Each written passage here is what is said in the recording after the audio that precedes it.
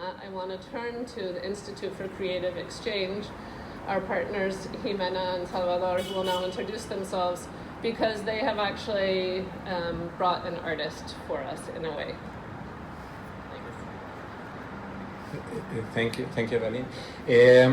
First, I would like to tell you a bit about the Institute for Creative Exchange, ICE, which is funny to use ICE as a name, and we were thinking even in changing our name, but we thought, well, you know what, maybe we can use ICE and do like exactly the opposite of what the American ICE does. So what we do is somehow like mirroring, but in negative. What we do is we're trying to connect artists to travel and to establish connections with international artists, like to have this international community of artists collaborating and working together.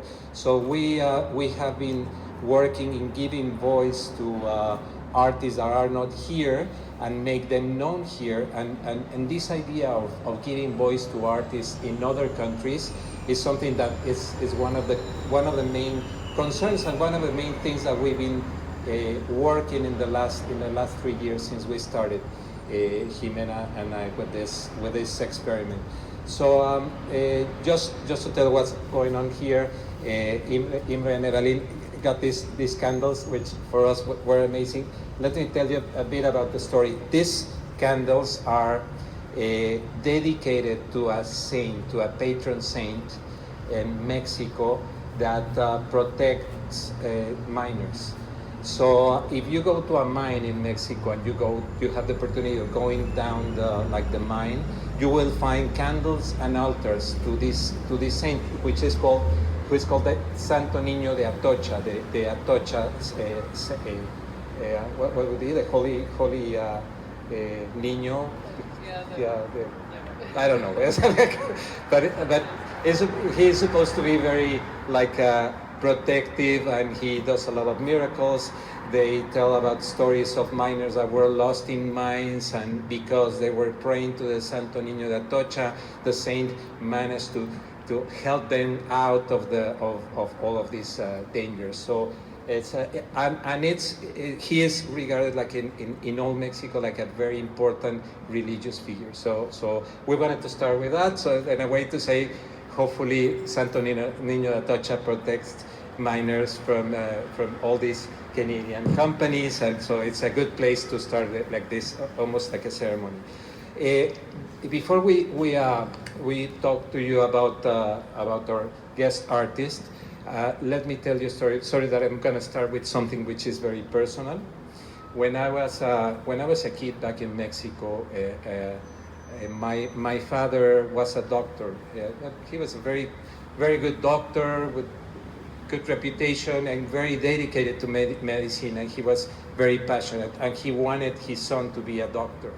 And I was happy to follow the tradition, and I said, yes, I'm going to be a doctor since I remember. I learned to write, copying the names of the medicines. So it was funny because my first word, I'm a writer, and the first word that I learned how to write was Robitussin. So it was kind of like, okay.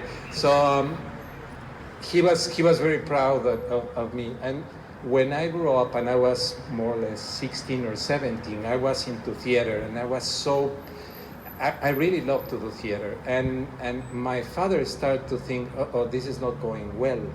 And I was telling him, when I was about to get into university, I said, you know what, I'm thinking in studying film or literature. And he started to freak out. He said, no, I mean, he's really betraying all the things that I wanted for him. And I said, I want to be an artist. I really want to be an artist. And I remember one night that he was watching TV. And at that time, it was in the end of 70s, 80s, that the singers in Mexico, I think they still do that, no? That instead of singing, they have all these recordings which are engineered, and they just do lip sync, no? So they dance and they do and he was watching one of these Sunday shows where all the singers dance and sing, and he called me and said, hey, come here, look at this guy, he sings well. I said, no, this guy is not singing. No, you know what? You want to be an artist? This guy is an artist. This guy is an artist. So not what you're doing, like the theater, but this guy is an artist. And for me, it was like kind of a shock, because I understood how disappointed it was for my dad that I was going to be an artist. But at the same time, for me, it was great. Okay, so what I need to do is just open my mouth and learn how to do lip syncs. So what we're gonna do, Ximena and I, we invited an artist, a Mexican artist called Yoshua Okón. Joshua is gonna present himself now, and so we're gonna do the artist thing. So, okay, so hopefully it works well. Okay, it's gonna start getting tight. Hello, my name is Yoshua Okón. I'm an artist based in Mexico City, and I'm also the founder of Soma, an artist-run independent space and school in Mexico City. And in my practice, I'm very much interested in addressing the age of globalization, the age of neoliberal globalization. And I'm especially interested in addressing also the violence that is generated from our global economic system, from global capitalism.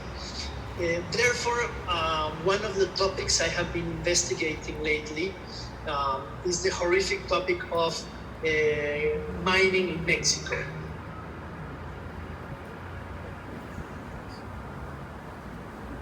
In Mexico, approximately half of the territory has been concessioned to mines without the consentment of communities, which is important to mention, and around close to 80% of those mining companies are Canadian, which operate with the complicity of the Canadian government and the Canadian embassy in Mexico. So these operations are generating a huge amount of violence and environmental destruction as well. It is estimated that each mine uses 6 tons of cyanide per day. So the contamination of water and the destruction of forest is huge. It is the biggest, in my opinion, the biggest source of violence, both human and environmental, in the country of Mexico. These mining operations are displacing huge amounts of people, since almost half of Mexican territory has been concessioned to them.